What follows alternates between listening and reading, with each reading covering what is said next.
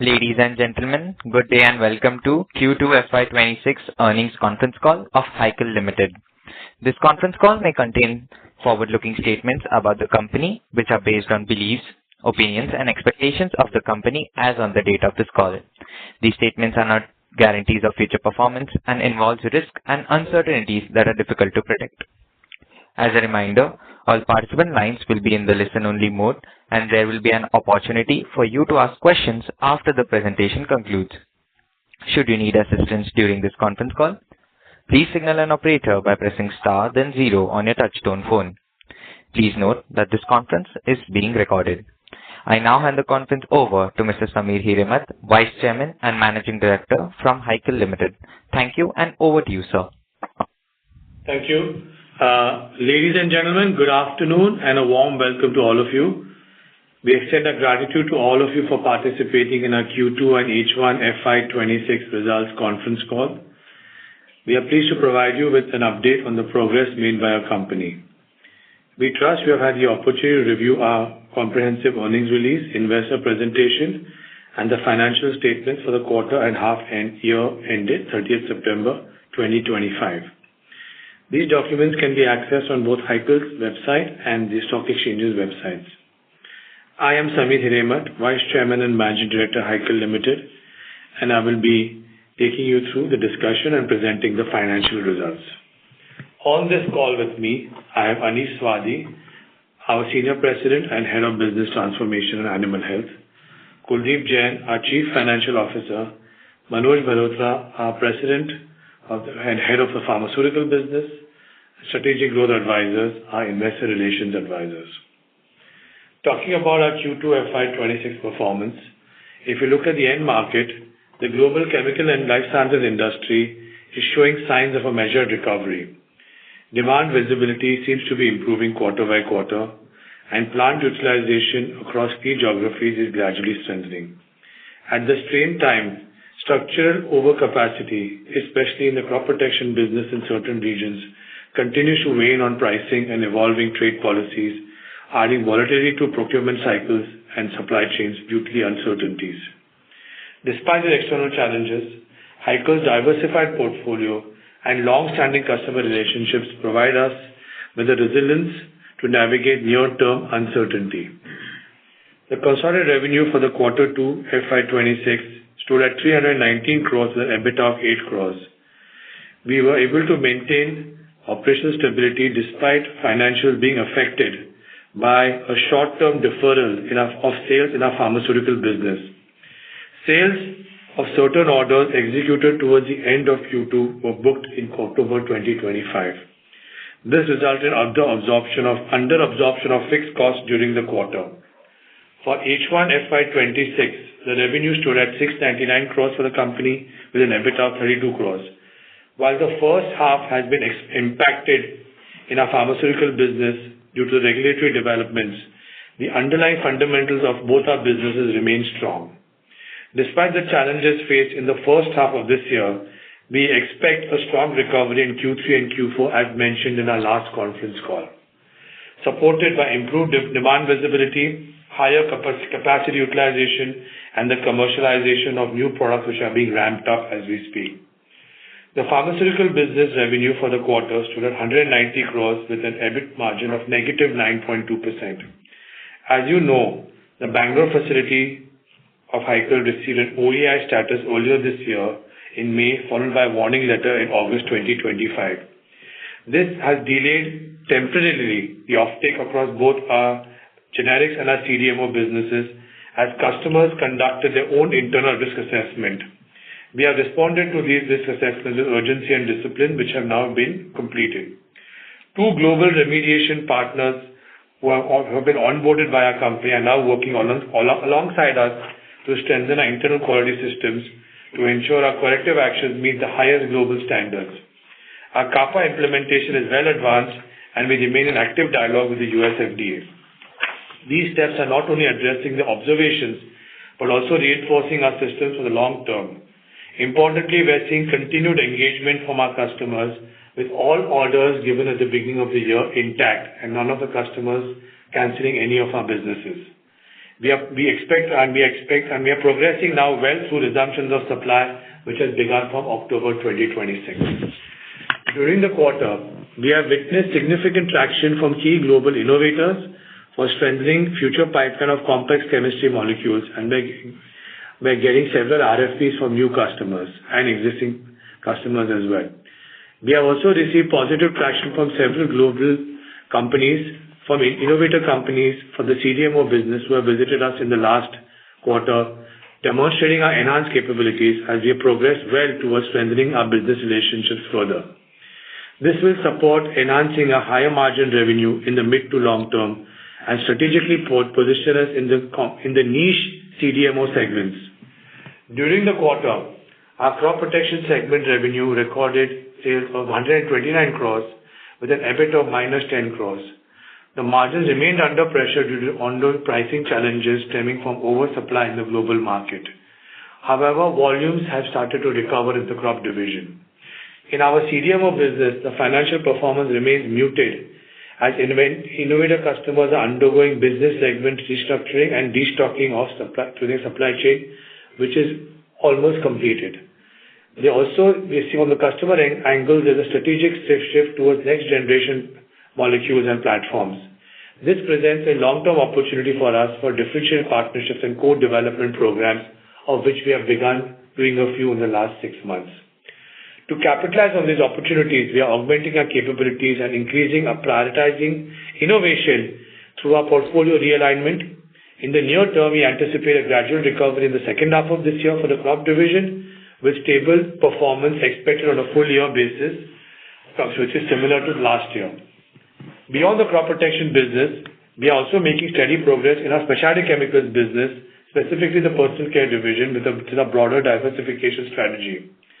We are expanding our collaboration with global customers and on personal care ingredients, and we expect to commercialize 2 to 3 products in the second half of this financial year and ramp up the volumes in the next financial year. This segment continues to emerge as a growth driver, and we are committed to building a differentiated portfolio that aligns with evolving consumer preferences and global regulatory standards. During the Q2, we also inaugurated a state-of-the-art high-potency laboratory, enhancing our capabilities in high-potency molecule development. We also commissioned a new kilo lab and our specialty chemical site, strengthening our early-stage development and scale-up infrastructure. These investments reflect our commitment to innovation, technology, and long-term growth. We reaffirm the recovery in H2 FY26, as mentioned in the last conference call, to cover the deferment gap from H1 FY26 while sustaining demand of second half of the year. We remain committed to structural strengthening of our compliance systems, diversifying our portfolio, and building a long-term partnerships with global customer base. Now I'll hand over to Kuldeep, who will provide an overview of the financial performance. Thank you, Samir, and good evening, everybody. Let me now take you through the financial performance of Hikal for Q2 and H1 FY 2026 and share key updates on our financial trajectory, capital allocation priorities, and balance sheet strength. For Q2 FY 2026, our consolidated revenue stood at 319 crore. EBITDA for the quarter stood at 8 crore, translating to a margin of 2.6%. Lower than expected sales have resulted in under absorption of fixed costs during the quarter. For the half year FY 2026, consolidated revenue reached 699 crore and EBITDA for the same period was rupees 32 crore with a margin of 4.6%.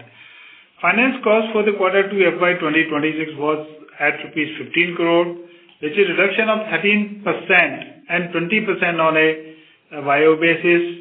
Depreciation remained in line with last quarter. Capital expenditure during the first half year stood at 65 crore, focused on debottlenecking, regulatory upgrades, and expanding CDMO capacities.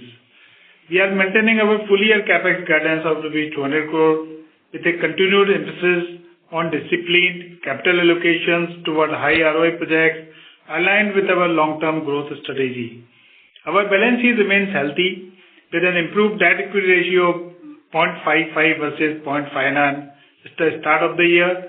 driven by the improved debt profile and repayment during the first half of the year. Now, I would like to hand over to Manoj, who will provide an overview on the pharmaceutical division performance. Manoj, over to you. Thank you, Kuldeep, and good afternoon, ladies and gentlemen. Let me now walk you through the performance of our pharmaceutical business. In Q2 FY26, our pharmaceutical segment recorded a revenue of rupees 190 crore and EBIT of rupees minus 17 crore. There have been disruptions in customer offtake patterns which were influenced by the recent US FDA official action indicated status at our Bangalore facility, followed by warning letter in August 25. Most customers have completed their risk assessment and we have resumed deliveries which will ramp up significantly in H2 FY26.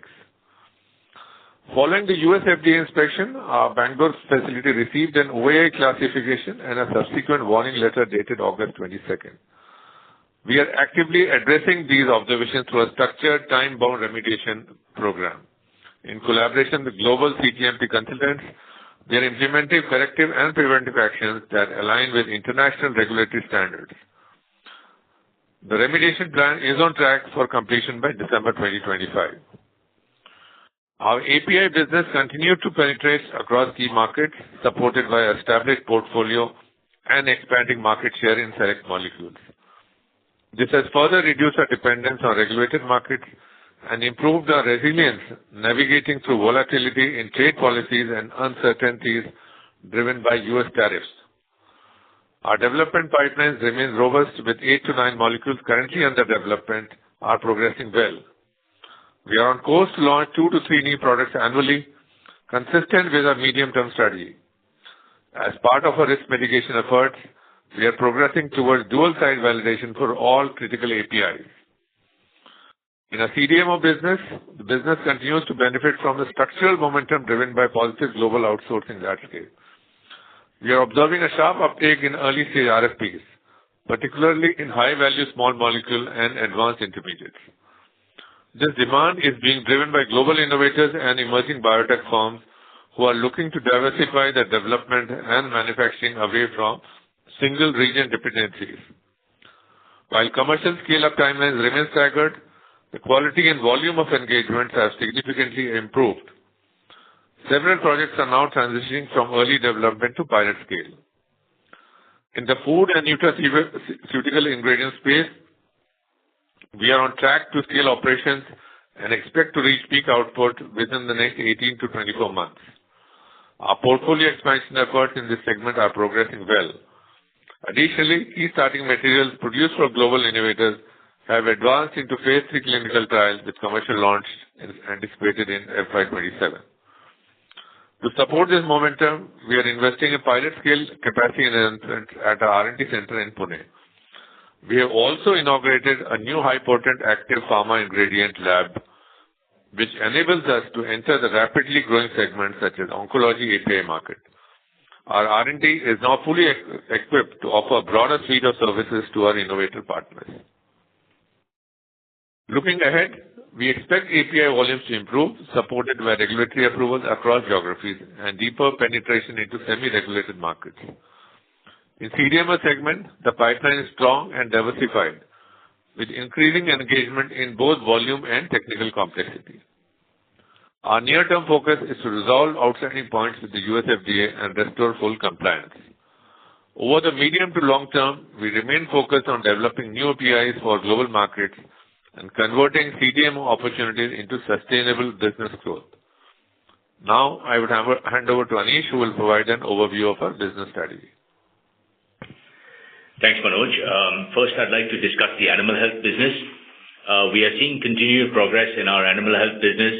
Most molecules under the long-term supply agreement are now being delivered at small commercial volumes as registrations have started to come through across global markets. At the same time, I'm pleased to tell you that we have been awarded new development contracts for 2 molecules from global innovators. Additionally, we have submitted proposals for 2 new RFPs from different global innovators for their on-patent proprietary products. Our recent enhancement in the technology platform with HP API capabilities on the pharmaceutical business will also enable us to further diversify our offerings in the animal health and enter into niche segments. We have built a strong, long-lasting partnerships with innovators across the US and Europe and are increasingly positioned as more than just a manufacturing partner. We are now being recognized for our diverse innovation, complex synthesis capabilities, regulatory compliance, and agility. We are also expanding into Tier 2 innovators, biotech customers, and our own product portfolio, selling into key geographies, which will further diversify and strengthen the animal health division as a long-term growth driver. Now, I would like to open the floor to Q&A. Thank you very much. We will now begin with the question and answer session. Anyone who wishes to ask a question may press star and 1 on their touchtone telephone. If you wish to remove yourself from the question queue, you may press star and 2. Participants are requested to use handsets while asking a question. Ladies and gentlemen, we will wait for a moment while the question queue assembles.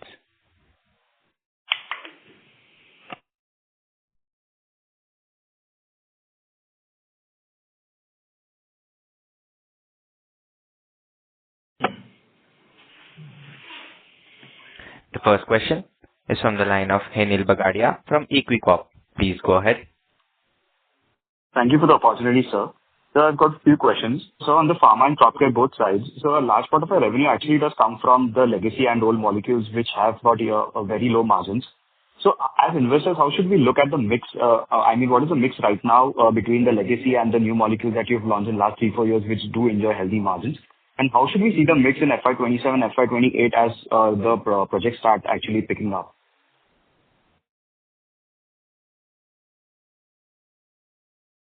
Hello? Yeah. So if you look at our total margin profile, the mix between CDMO and own, and I would categorize CDMO to be obviously higher margin business. So our current CDMO business is about 50% of our revenue today, and our own business also close to 50%. In that 50% of the own molecule, which is our generic API business, we have a few commodity low margin products, but we have a market leadership and volumes based business. So that covers our fixed costs to a very large extent with volume. That's a volume play. But by launching several new generic APIs, which is in the new generation in the anti-diabetic portfolio, which have started to come into play from next year onwards as they go off patent, and those will be a higher margin generic play. So even though we have generics, there will be a segmentation between the generic space. We have 2-3 molecules which have medium to low margins. I would not say very low margins, they're still reasonable margins, because if you look at the fixed cost required is very low for this product, because already the plants are fully depreciated and we're running at very high throughput for those molecules. So the EBITDA on those products, even though the contribution margin may be low, the EBITDA on those commodity products is pretty reasonable. On the other hand, the generic new portfolio which is being launched, and we've got many products being launched every year, we are seeing that the new generics will contribute to almost 50% of our revenue going forward. And while legacy will remain between 40 to 45% of our business. The CDMO business, which is where we're very excited about, which has now become almost 50% of our total business, is in the ramp-up mode. Products which are in the development have moved into validation, as Anish mentioned and Manoj mentioned.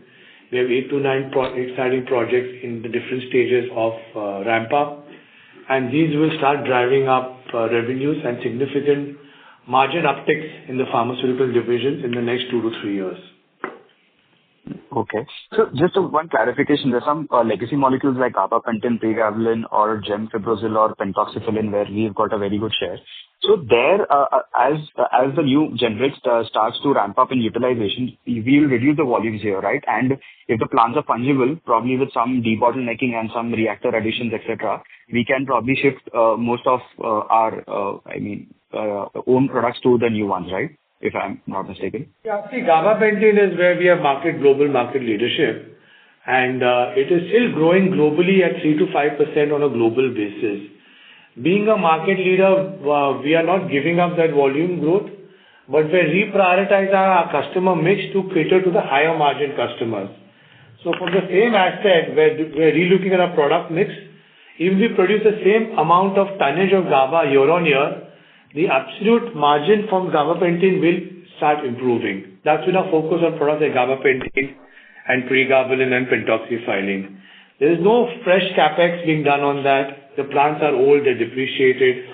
So even though, as I'm repeating myself, the EBITDA is pretty reasonable and we're getting a very large market share in those products, and we're able to retain a presence in this. And this helps us enter into many new customers and makes a hook and an anchor to enter a customer with this, having this fully backward integrated approach on these key molecules. Okay. So on the new product that you said, which is mainly towards diabetes, so I have two questions out there. So if we see the two products that is in the DPP-4 category, which is the vilagliptin and the sitagliptin part, so there have been reports where which say once the GLP goes off patent, there will be a lot of supplies and it will probably cannibalize a huge part of the sales. And this DPP-4 used to be about $15-20 billion earlier, but right now, I mean, it's shrinking. The market is not growing, and as GLP goes off patent, it's subject to erosion on both price and market share level. So here, how do you see the opportunity, as this is one of the products in our pipeline? And on the other side, we've got good products on the SGLT2 inhibitor side, which is DAPA, CANA, EMPA, and Glyphosine. So there, it's got a niche on the cardio and the renal side, because of which it can be used as a combi drug with the GLP-1s. So here, the market growth was expected to be around 7-8%, but people are saying it's expected to even overshoot as the GLP goes off patent in terms of the combi usage. So how do you see things on both sides, as both the things are in our pipeline? Sure. I'll let Manoj, maybe you can answer that, take that question. Yeah, no, I think that's a good analysis. So we have both kind of molecules, starting with sitagliptin. We are also into the new generation molecules like EMPA, DAPA, CANA, Glyphosine. So we believe that being in all segments of all kind of treatment therapies for anti-diabetic and all kind of technologies, this will really help us to ramp up this business. So we're getting ready for the future. Yes, Sita, we are already there. DAPA, EMPA, we are already there. We have a DMF. We already have customer seedings. What Glyphosine has not taken off as much as DAPA and EMPA, but going forward, we believe we'll have DAPA Glyphosine, EMPA, and CANA Glyphosine. We are strongly positioned in all these three anti-diabetic, more because of the building block from a chemical side is common in all of them. And our portfolio approach for anti-diabetic therapy will really help us in gaining further market share in the global markets. Okay. So on the oral anticoagulant side, we've got a product called Apixaban. So which Pfizer and BASF have jointly developed it. So in the recent government action, Pfizer has just reduced the price by 40%. So how does that impact the market as such? Because it's due for off patent in 2028. So do you see the CDMO inquiries coming in very hot? Because as they've reduced the price, they actually need it at low cost, and they can outsource it from low cost geographies like us. No, I don't. But at the same time, there are also trade barriers. So, I mean, how do we see the situation? No, we have two molecules in that category. One is Apixaban and Rivaroxaban. Apixaban and Rivaroxaban. We have both DMF filed in these two categories, in these two products. So we see good customer seedings out there. Yes, innovator, it takes time to get into the innovators, although we are in touch with them for the key starting materials. But as the pricing pressure comes on these innovators, they start looking for generic version. That, in a way, we cannot really predict, but we have to wait for the right time and be in touch with them. As and when they decide to go for a generic version, we are there in front of them to position ourselves. So, but can Apixaban be a star product for us? Because it's just a $8-10 million product just right now before it's off patent. Yes, I mean, just a few. Only the API dosage is small here as compared to sitagliptin and some other anti-diabetics from an API perspective, but overall the value will be high in my view.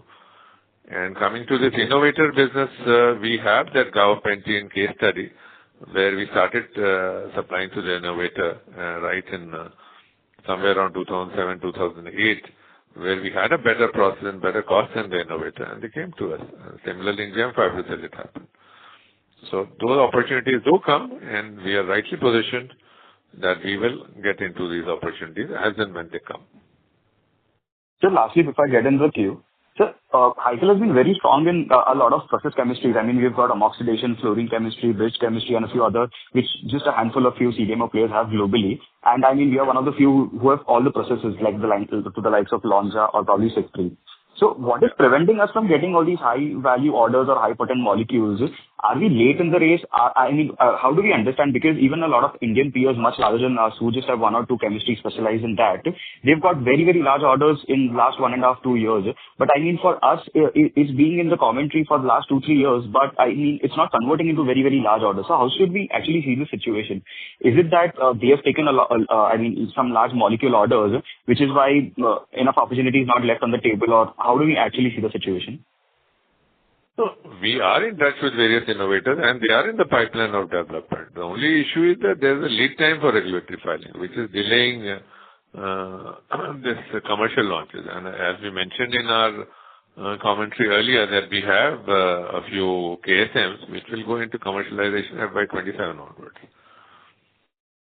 Okay. And ultimately, the patent also has to expire. Okay. So lastly, also, if I could squeeze in one, will the current OAI or the warning letter have impact on any of the DMF filings or future filings we do with the US FDA? No, yes, you can file DMF, but you may not get approval till the OAI is lifted. So what we are doing, we are filing DMFs now from the Panoli side as well, because we know this will take some time. Maybe we can have the reinspection of USFDA sometime in the middle of 2026 or early 2026, but there are always uncertainties, and that is the reason we have developed Panoli site. Panoli site is approved by USFDA for APIs, and which we passed successfully in May of 2023. So we'll have 2 sites now for API filing, number 1 Bangalore, number 2 Panoli. We're also expanding our Pune site more for high-potent API manufacturing as well as having a pilot plant there. So in the long term, we'll get more and more de-risking of various sites so that this kind of situation can be handled. So since you said high-potent API, are we... Sorry to interrupt, sir, but I may request you to rejoin the question queue for follow-up questions. Thank you. Ladies and gentlemen, in order to answer all the questions from the participants, please restrict your questions to 2 per participant. The next question is from the line of Dhaval Shah from Girik Capital. Please go ahead. Hi, thank you for the opportunity. I would like to understand regarding the footnote which talks about this 80 crore revenue. So, was there some accounting change during the quarter which we were not aware of, or so I'm saying this for the first time in a pharma company that during the quarter the auditor doesn't allow this revenue to be recognized. Can you just elaborate on this? Yeah, see, basically the sales, because of the FDA issue that many of the orders that were in the system, the sales took place towards the end of September. But the customer had asked us to hold on till the risk assessment was completed. So that resulted in the sales getting spilled over to the first week of October. Because of that, they had to be reversed into the September numbers. All the reversals were taken in September, and all the sales subsequently happened in the first few weeks of October and have been completed. Okay, so this, so all of these were related to the pharma division. So it's only the September. So it's the entire full quarter sales, right? Which would have happened, or the only September sales, end of September sales. Only end of September. Okay. Understood. And you mentioned that none of the orders are cancelled after the warning letter received, right? So did I understand correctly? That's correct. I mentioned that in the last call as well, and I reaffirmed that not a single customer has cancelled the orders. There's only been a deferment in the offtake. None of the POs that were in the system have been cancelled as well. They just asked us to pause. They relooked at the risk assessment again in September, post the warning letter, and they said, okay, now we're satisfied, and from October onwards, the shipments have restarted. No, not a single cancellation. Okay. Okay, got it.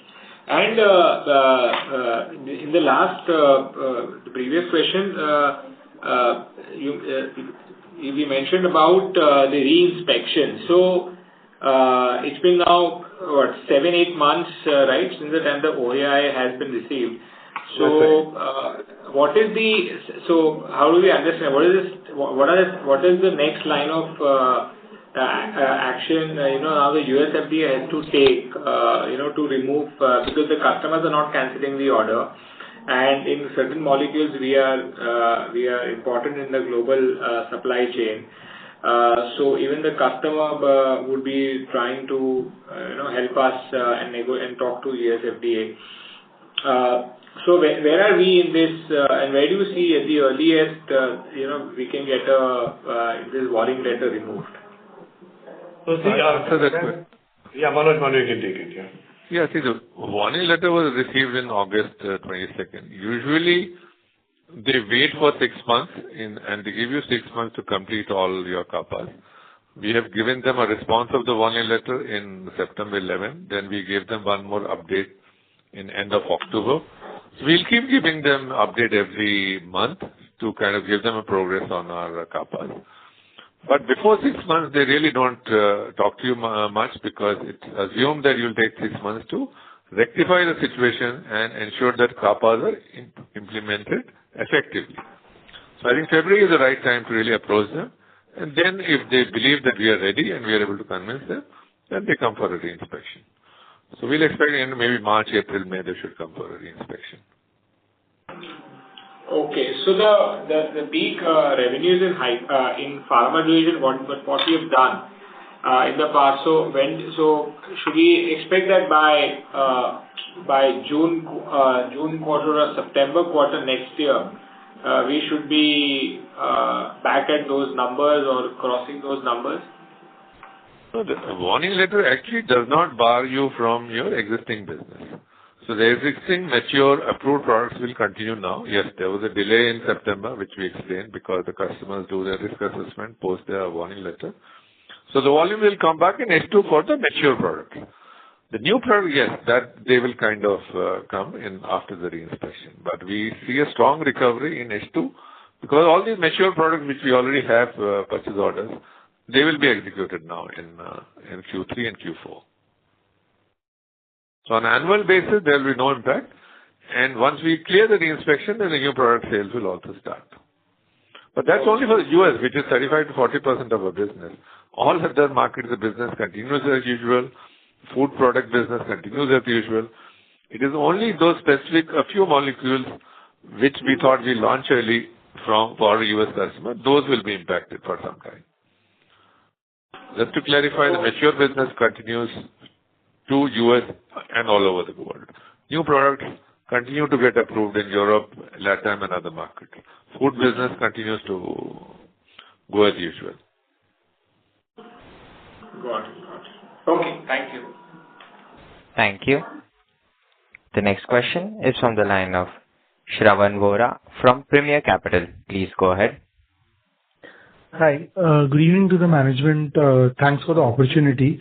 I just wanted to understand, get some sense on this deferral that we've had. What was the nature? I know you clarified to the previous participant, but just any more details that you can share, because it's a large number of 80 plus crores. No, basically this is what I just mentioned to the previous participant. My answer is the same. That this, because of the customers asking us to do the risk evaluation, even though the orders on the system, when we asked to ship them, we asked to hold the material, and the material got delayed by a week or so in shipment. It went into the first week of October. So we took a decision to reverse these sales because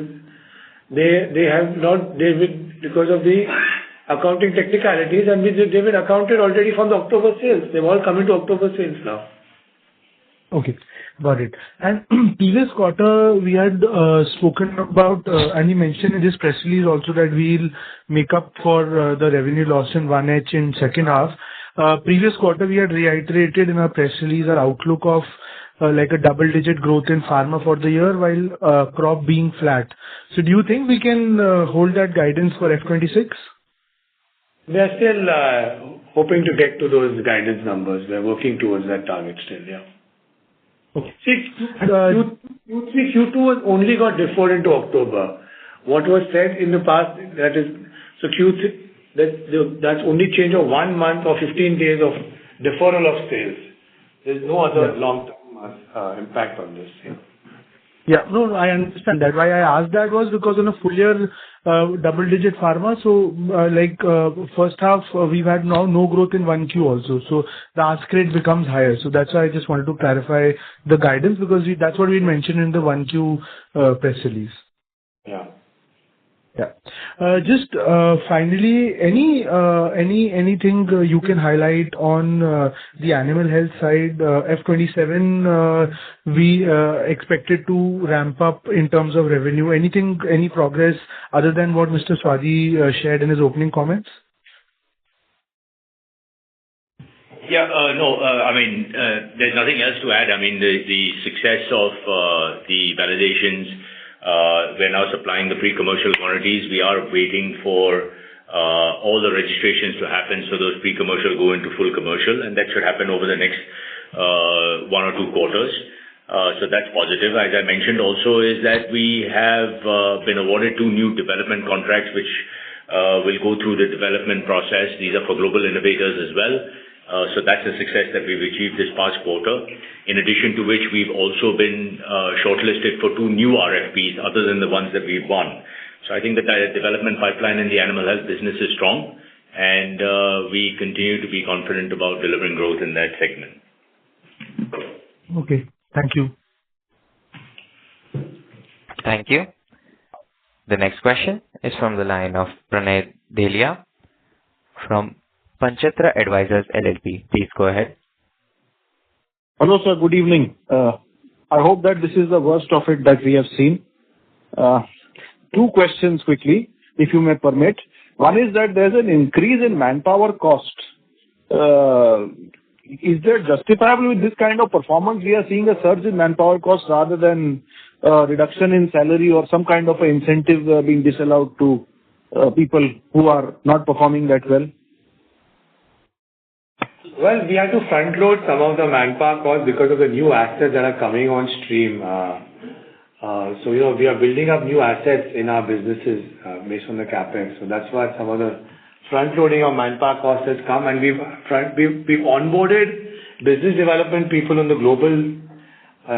global markets, and also we are added on some additional manpower based on the new technology that we're putting in place in the R&D side. That being said, we've taken an exercise for rationalizing the manpower cost this year, and the initiative is underway. And by end of this year, we will see some optimization of cost in the manpower segment. Another point on... Sorry, please go ahead. No. So just to reiterate, obviously we are looking at this. We are not letting it slip away. It's been front loaded, but as we will see some benefits towards the second half of the year. Yeah. My objective out here, sir, is pretty simply the crop protection has yielded us nothing in the last 5 years, if I would say. If you look at the profit contribution, is next to 0. So I really don't know on what basis we are seeing manpower escalation or whatever in crop protection. Prudently, I would have expected some kind of reduction. That's what I've got to say. I leave more so to you. You are a better judge. But as I reiterated in the past, as shareholders for the past 5 years, I've seen close to, you would say, 60% of our capital, which has been wiped out. Obviously not a very hunky feeling, but there's not much that I can do. And the disappointment is there. Hopefully you'll improve. I have a lot of faith on the management and the way you people have worked in the past. But it's just that this just does not seem to be finishing, sir. Every time we hear the phrase long term and everything, but just doesn't finish, sir. That's ironical. That's about it. Wish you all the best. I will again stay on as a shareholder, hoping that next quarter will be better, but just refuses to be so. Thank you. Thank you. The next question is from the line of Manoj from Equicorp. Please go ahead. Hi, Samir. Thanks for the opportunity.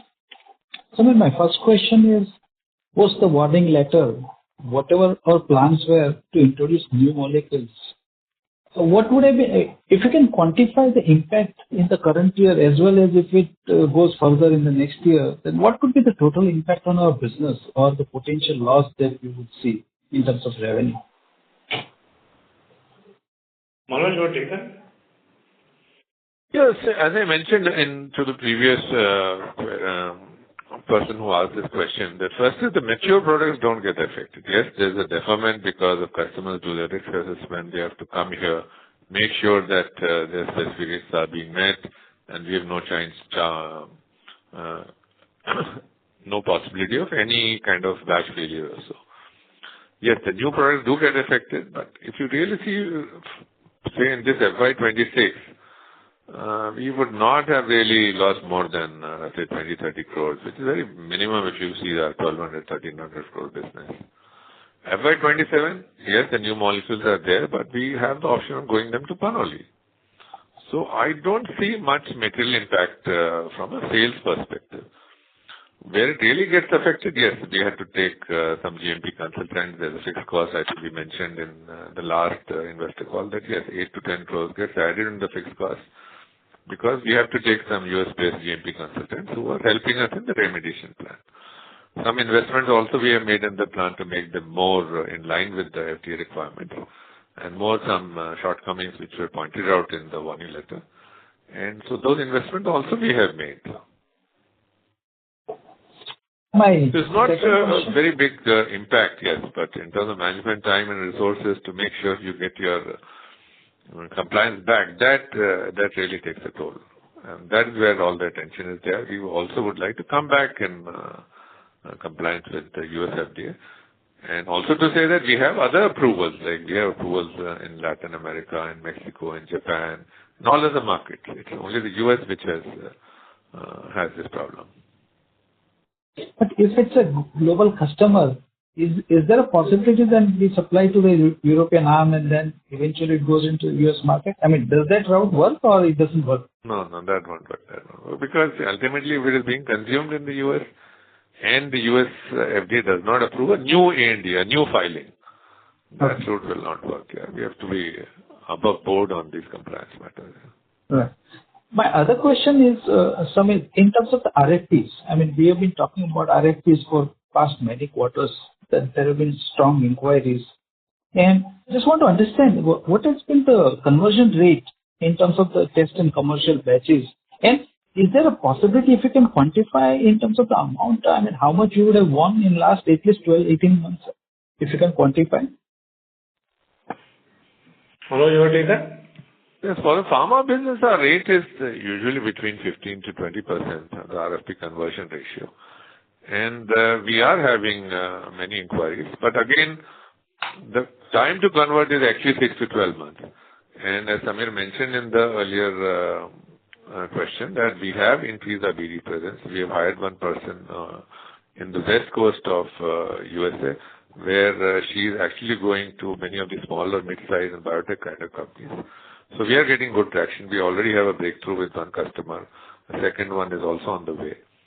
And then we have hired a person in Europe who is also meeting several mid-size and large-size customers. And I'm sure over a period of time, first of all, the RFP generation or receipt of RFPs will improve. And then we'll expect to improve the conversion ratio from, say, a level of 15 to 20% to 20 to 25%. As we get more familiar with this market, and make sure that we stay cost competitive. Manoj, the question is not the number of RFPs, right? 15-20% could be the rate. But as investors, we don't know, is it RFPs for 10 crore, 20 crore, 50 crore, 100 crore, right? I mean, so if you can quantify the total, I'm not talking about RFP to RFP, but whatever we have won in last 12 to 18 months. So it's difficult to quantify at this point of time. Maybe we'll provide more details in our investor presentation in the next call. We have seen several inquiries coming from both mid-size and small-size companies. I mentioned one or two of them already, which have been converted. So this year itself, we'll get around $4 to $5 million of development revenue from these customers. And going forward, they will scale up. Many of them are in clinical, so we really have to watch out whether they go to the market or not. There is always a rate of failure or rate of success which happens in these markets. But yes, ideally we will provide more details and we will do that. Another question on the high potential lab that we set up. I mean, when do you see significant revenue coming from that initiative actually? Because, I mean, if you look at one of our competitors, they took them 3 years just to start getting commercial supplies. Yes. Right from the development. That's right. It will take 2 to 3 years. It will take 2 to 3 years. What we'll get initially is development revenue from the small companies or innovator companies. But going to commercial, it will take 3 years. So that's a cycle of business. One other question on the pharma itself, Manoj. If you look at our animal health customers, the large contract that we won, they are also a large pharma player. And they have a huge outsourcing from India, and you know the company who has grown significantly on the back of their business. Mm-hmm. Is there a potential for us to break into their pharma business, or we have already broken into it? And if you can throw some light on that. Maybe Anish, would you like to answer that? Yeah, sure. No, certainly we looked at that and we are in active dialogues. The relationship that we've created on the animal health side is well known to the people on the human health side as well.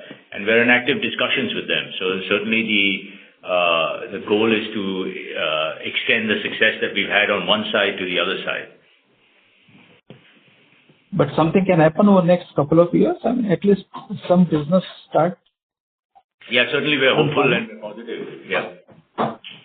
And my last question on, Samir, again, on the plant that we repurpose, right? So when do you see significant business coming from that plant so that it takes care of the overheads, interest, depreciation, everything? So the repurposement is currently underway. It will be completed by the phase 1 will be completed by end of this financial year. Then we move into phase 2. We're doing the repurposement in phases. It's a very large asset, as you know. So it will be done between end of Q4 will be the phase 1 completion, followed by end of calendar year will be the phase 2 completion for the entire repurposement.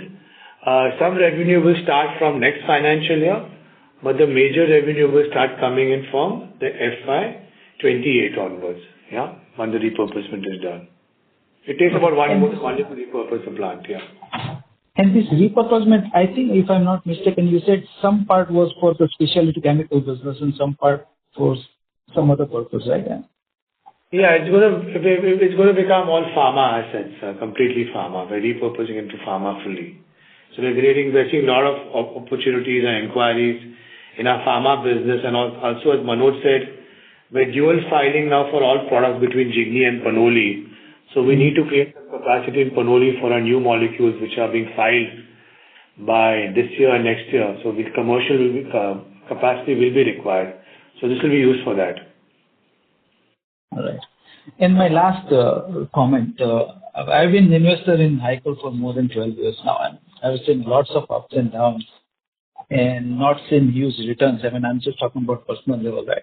And I've never seen these 2 successive quarters of losses. I mean, although we know about it, right? But in last many years, because of some different reasons, we have suffered quite a bit, right?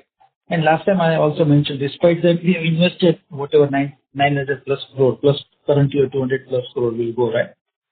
So again, the return seems to be from FY28, right? I mean, FY27 would be better than 26, but not a big year. I mean, just wanted to get your sense. I mean, how do you see 27, 28?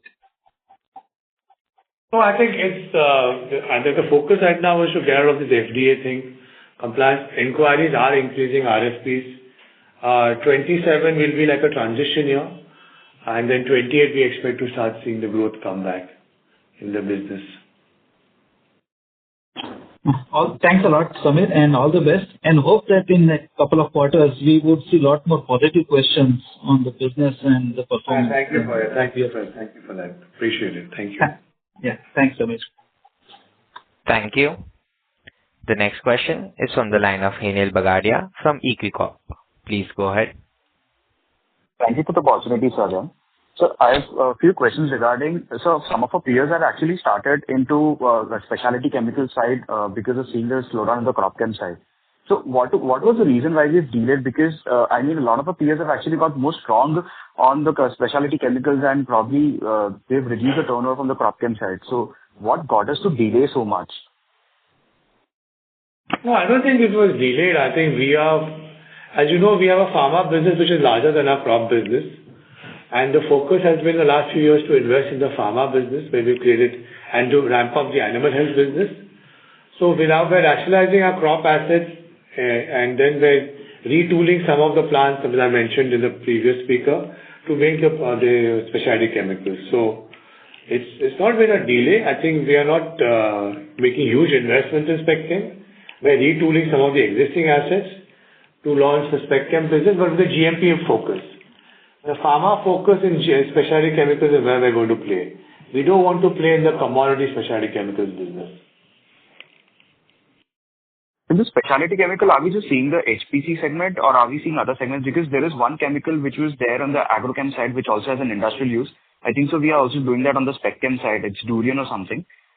Even a little better margins than crop chem, but again, a high single to mid-teens, not some significant thing. So are we seeing some projects which actually give us a very good niche or probably any other chemistry that we are seeing, which can probably help us into this? Because we actually have got a lot of chemistries. We just need to, fix it on certain niche products and try to just get customers there. Yeah, so I think we are looking at niche chemistry. As I mentioned, we're not doing commodity products. We're looking at this personal care segment for GMP manufacturing. I think that's going to be the differentiator for Hikal. And we're not trying to do the low-end, low-margin, commodity, large volume. It's niche, medium volume type of molecules for skincare products. Okay. So is this a new set of customers or our existing pharma customers will take these kind of products from us? They're mostly a new set of customers. They're mostly FMCG, the cosmetic companies that will be our customers. And they've already visited us. Samples have been approved. A lot of seeding has happened in the last 6 to 9 months. And now when this plant will be commercialized by end of Q4, the dispatches will start from next financial year to them. Okay. So if you could also spend some time explaining the high potent lab that we've just set up. Are we doing something around the biotech side, the peptides, on the fermentation chemistry, where we actually want to go significant on the onco? Because in the coming 5-7 years, decent size, large molecule onco products, molecules actually going off patent. So something around there where we actually see some opportunities? Yeah, so on the high potency lab, we're looking at the anti-cancer drugs to begin with. And we also have some peptide project that we started doing. There is also high potency peptides. Manoj, right? I mean, we're looking at that as well. So that will also be done. But that will be phase 2. I think phase 1 is with the anti-cancer drugs. Not only which are going off patent, but also from a CDMO offering. What we found is that when we get the RFPs from our customers, many of the RFPs have a high potency requirement, and we could not participate in many of those RFPs, especially on the ADC sides and the PROTAC side. And now with this laboratory, we'll be able to participate in those RFPs. So the win rate which Manoj spoke about can also increase because we have a larger basket of RFPs to participate in. Okay. And also what we've seen, some of the peptides have application in cosmetics and specialty chemicals also. As we are already doing one product there. So overall, the technology offering will increase with this HPAPI lab. Okay. So peptides and some fermentation chemistry products also have offerings in the fine fragrance and the extremely niche chemical side. So not fermentation as yet, but definitely HPAPIs, ADCs, linkers, peptides. That's the way we are going forward. Okay. So lastly, if we just see Hikal's story, we never used to be very, very strong in R&D, but we used to be very strong on the manufacturing side in terms of getting our cost in place and getting the chemistry as well as with least amount of impurities. So right now, as we are getting more on the R&D side, are we actually trying to catch the bus that we may have missed where a lot of our peers actually got advantage? Because if we see India as a geography where a lot of pharma customers exit our large peers, they were actually masters in doing the R&D parts. On the CRDMO, they were actually good in the R&D part and the manufacturing was not that strong, but still they were able to convert a large projects. For us, manufacturing was strong, but R&D was not that powerful. So with high potent lab as well as new hirings on the R&D side, are we trying to just close the gap so that, we are back in the race with them? Yeah, I think, no, I don't think. See, we are not catering to the basic contract research type of discovery. We are focusing on manufacturing-led R&D, which is typically post-phase 1, late phase 1, early phase 2 is where we are getting involved in molecules. And so, within a few months, we have to give kilogram quantities. Within 6 months, we have to give tens of kilogram quantities. So some significant amount of revenue can start. And then, it can get launched within 1 to 2 years once you get into the filings. So we're catering to that phase 2 to launch type of R&D, where our process manufacturing know-how and knowledge comes into play in the R&D. And we've been able to win some very interesting RFPs from global customers in different segments: pharma, human health, animal health, even personal care, which are some very interesting high complex niche products that we're doing. And also on the crop protection side, we're now working on NCEs. So there's the NCE pipeline in Hikal in Pune in the R&D center has changed and has increased substantially in the last 2 to 3 years, and will continue to grow with our new offerings, our new laboratories, and our capabilities. So the focus will be to get involved earlier in the development with our customers, because the business is sticky in nature. Once you get into the filing before launch, the customer will stay with you and naturally progress with you to manufacture. And we have a very strong reputation on the manufacturing side, and we can take it all the way to commercial manufacturing. So that's when we moved back a bit from being more on the manufacturing side. We moved back into the R&D scale now in the last few years. Okay. And lastly, if you could also allude and give more understanding, when you said on the crop protection side, you are actually focusing on getting on joint development projects with the customers. So how do you actually see this entire story pan out? Because this is a very new thing that we might be doing, or if we are doing it, it's probably on a very small scale. So on the CDMO side, how does this actually pan out for us? Yeah, so it is very prevalent in the pharma space. It is quite well known. In the crop protection space, the crop protection companies have now, because of the tremendous cost pressure that our customers are facing, in the past they were outsourcing manufacturing, and India was well known for crop protection CDMO manufacturing. There are some pretty large companies created in the last 10 years. But the R&D was not being outsourced into India. Now we're seeing the similar trend as pharma with the crop companies, that they're also looking at cutting the R&D budgets. So R&D in outsourcing also will increase in the crop protection space, and Hikal will be one of the players catering to the segment. Okay. Thanks a lot for the clarification, sir, and wish the team all the very best. Thank you. Bye. Thank you. Ladies and gentlemen, we will take that as our last question for today. I would now like to hand the conference over to Mr. Samir Hiremat for closing comments. Thank you, everyone, for joining our quarterly and our H1 earnings call, and for your continuous interest in our company. We appreciate all the support you have provided to us as we navigate through the challenges of the current global business environment. As we conclude this call, we want to assure you that we are here to address any further questions or concerns. Please feel free to reach out to our investor relations partner, Strategic Growth Advisors. And once again, thank you for your participation. Goodbye and have a very good evening. Thank you. Thank you. On behalf of Hikal Limited, that concludes this conference. Thank you for joining us, and you may now disconnect your lines.